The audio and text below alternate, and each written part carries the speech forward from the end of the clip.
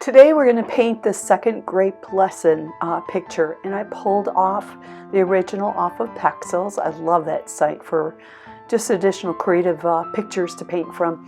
And I am showing you the colors that I used. I used Holbein paint. You can use something else, but the Arches paper I would highly recommend using. It's a very good brand, easy to paint on. Your pictures will turn out better. So I'm doing a wet-on-wet background to start this picture off, and like the first grape picture that we did, I added in some of my yellows and my light greens in order to get what the light reflected would look like through the picture when I'm done. So I always start off with that yellow background, and then you can see I'm starting to add in colors and building up layers. And I build my colors in layers, not using all of the colors I need at one time. I'll put a color in where it needs to go, and then I will let it dry. I'll re-wet that grape again, and then I'll begin to add in the next ones. And I'm using wet-on-wet during this technique, and I'm keeping this very soft.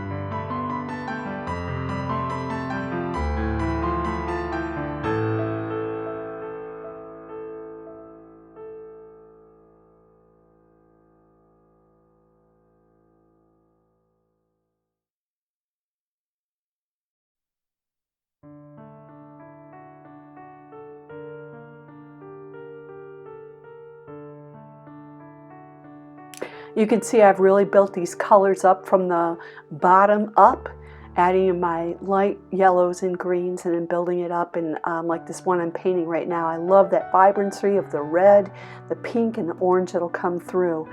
So if you want to view the entire grape lesson, you can do that on patreon.com, patreon.com, Cindy Williams Moore Artist, and that is actually inside of the comment section as well. You can also post what you paint on Facebook, Instagram, and you can follow me on Pinterest as well. I would love to see your work. Show me, guys. So I am moving closer towards the end of this painting, and I'm starting to add in my shadows. I prefer to paint the light first, which is smart, always smart in watercolor. Then I like to add the light where I'm painting my yellows, something that's going to reflect through those grapes. Then I'll build my colors. I think of it like stained glass. I add a little bit at a time. And then as I'm moving towards finishing this up, I start to use neutral or some of the darker colors that you would use in order to create shadows. And this is going to wind up giving it a three-dimensional look.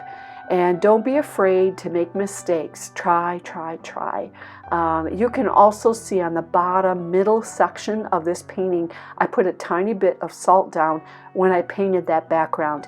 It's just a cute little effect, only a tiny, tiny bit, and I think that came out really well.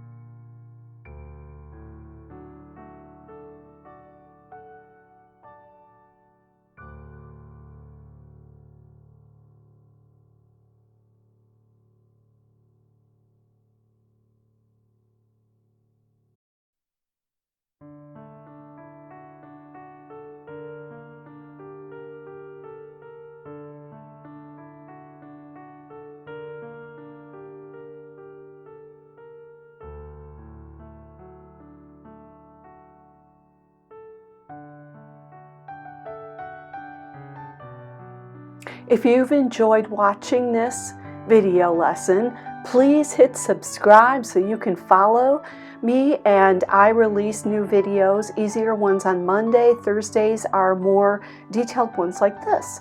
I would love to join in with you and see what you're painting, and I appreciate those who stop and give a view. Be sure to check me out on Patreon for lessons.